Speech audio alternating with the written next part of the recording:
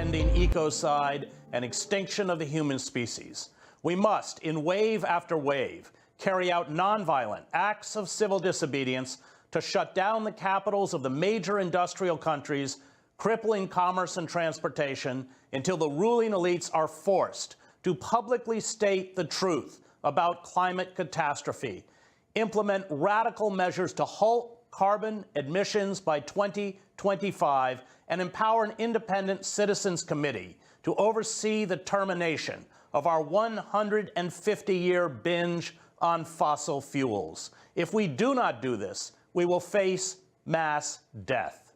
The British-based group Extinction Rebellion has called for nonviolent acts of civil disobedience on April 15th in capitals around the world to reverse what they call our one-way track to extinction. Next tonight to the historic flood emergency playing out in the heartland. At least 2 people are dead, and the National Guard and state police are reporting nearly 300 rescues in Nebraska alone.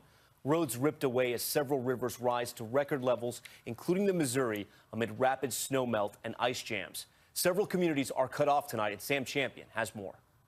Tonight, 2 dead, 1 missing, and hundreds rescued as historic and devastating flooding continues to overwhelm residents from Nebraska to Wisconsin.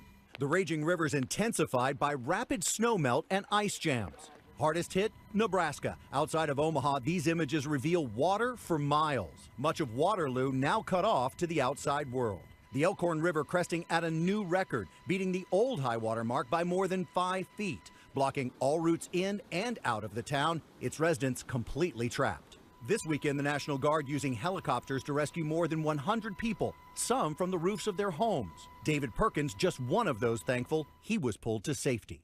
I was petrified. I didn't know how fast it was coming up. Authorities saying bridges and roads like this one are unsafe, even after the water recedes. In situations like that, you try to grab the essential things and pictures and things like that. Nebraska's governor characterizing the destruction as unbelievable. Look at this highway cracked in half, and this is what's left of the Spencer Dam after being destroyed by the roaring water. That breach releasing an 11-foot wall of water, devastating 3 surrounding counties. Buildings like this cafe in Niobrara completely wiped out. The flood damage now extending into Iowa. These homes in Fremont County underwater as the flooding continues. Water everywhere you look in some cases. Sam Champion joins us live now. Sam, what's going to happen with all that water? It's a big story the rest of the week as well, Tom. So let's show everybody where the warnings are tonight and get them ready. The worst warnings showing them right around Omaha right now. Follow the Missouri River down, and we'll show you that water that drains south around St. Joseph. We're expecting that to go to major flood stage by Tuesday. Now move into Iowa because a lot of this water will drain into the Mississippi River. Mississippi already at flood stage. Let's go to St. Louis. That's at flood stage. It will stay at flood stage until the end of the week. We don't think the crest will happen until sometime near the end of the week, Tom. So all of that still stays in flooding for most of the week. A major weather event for so many Americans. All right, Sam, thank you. According to a report by Reuters, U.S. border agents have seized approximately 1 million pounds of pork from China over suspicions it might contain African swine flu disease. Over the past week, federal agents reportedly seized the pork shipments in New York. Anthony L. Bucci, public affairs specialist at U.S. Customs and Border Protection, reportedly said the seizure was in an effort to battle the spread of African swine fever. Bucci reportedly added that the investigation was ongoing and that agents from the U.S. Department of Agriculture were working on the issue. According to a report by HuffPost, on Friday, a powerful bomb cyclone tore through the Midwest, bringing extreme flooding to parts of Nebraska, Iowa, and Wisconsin.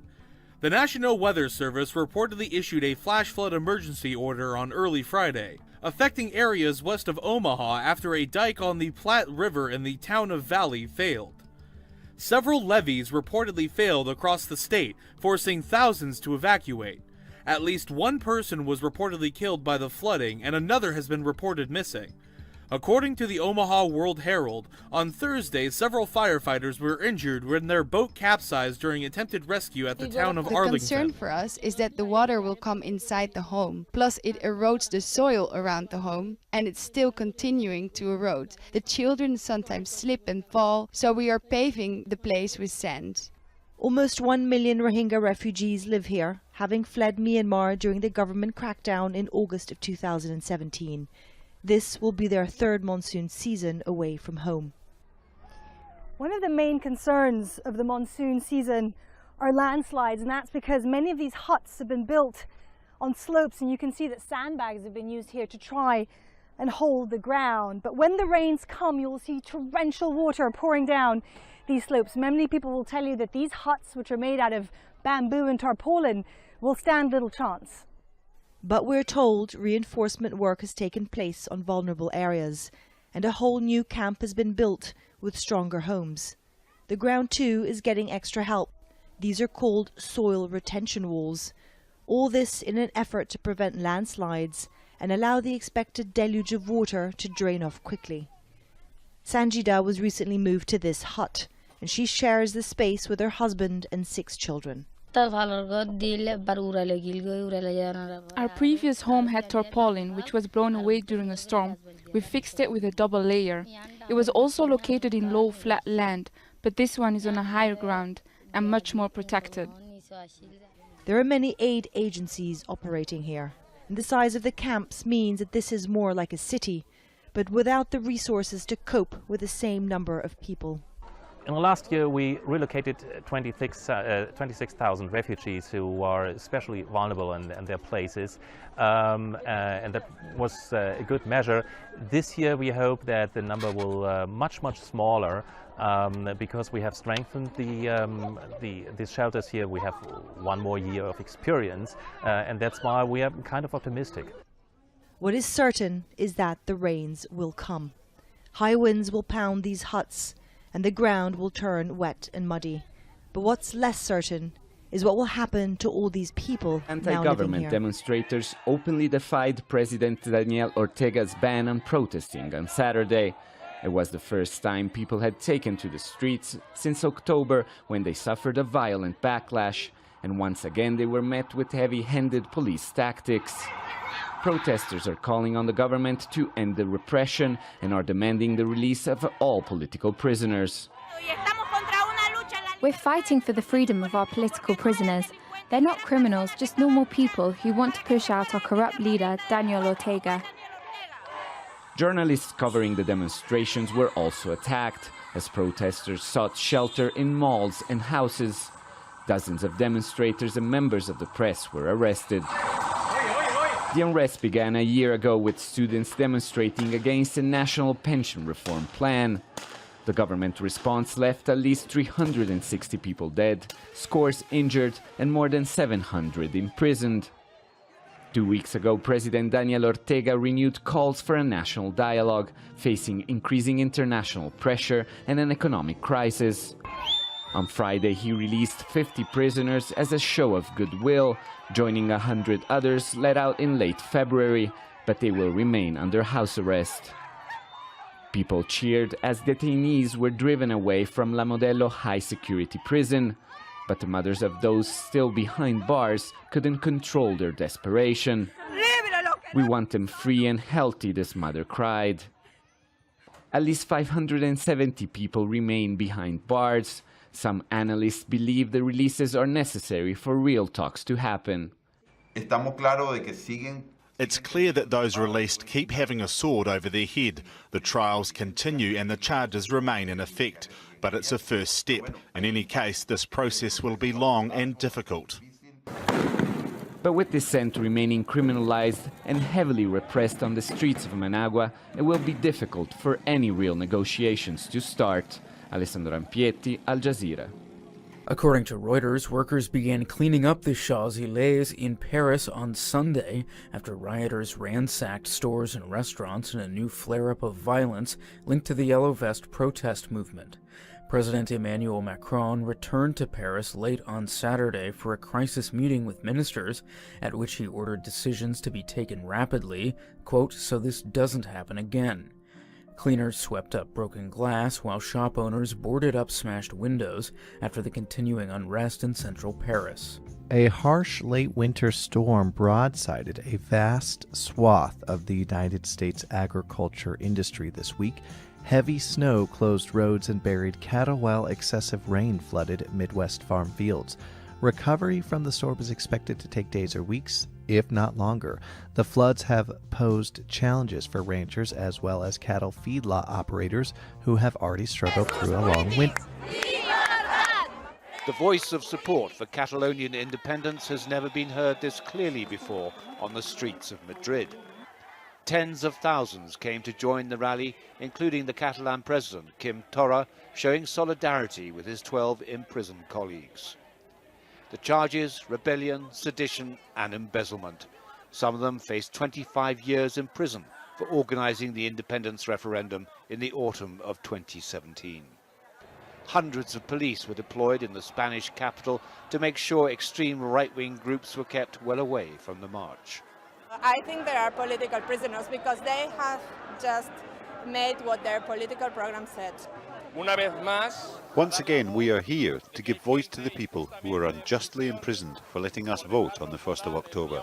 The least we could do is be here for them, to show our face. Among the many banners being displayed, this one said, when injustice becomes the law, then rebellion becomes necessary. But under the Spanish constitution, the referendum was illegal. The watchword phrase of this demonstration is that self-determination is not a crime, it's a right, and that democracy is about making decisions. It's a huge show of support in the centre of Madrid for the 12 Catalonian leaders who are on trial in the Supreme Court. Spain is holding a snap election next month. The Catalan question is set to overshadow the political debate, polarizing opinion here. It's a wound that will not heal. David Chater, Al Jazeera, Madrid.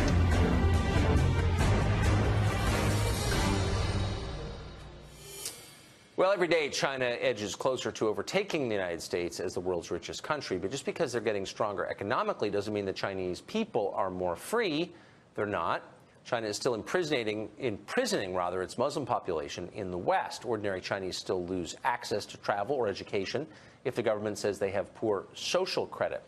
And now a hacker has discovered a bizarre Chinese database that evaluated millions of Chinese women on whether they were, quote, breed ready.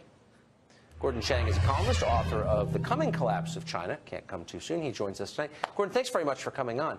What does breed ready mean, and why would the Chinese government be assessing that? Well, breed ready means that they are able to breed children. And the reason why is because China has declining demography.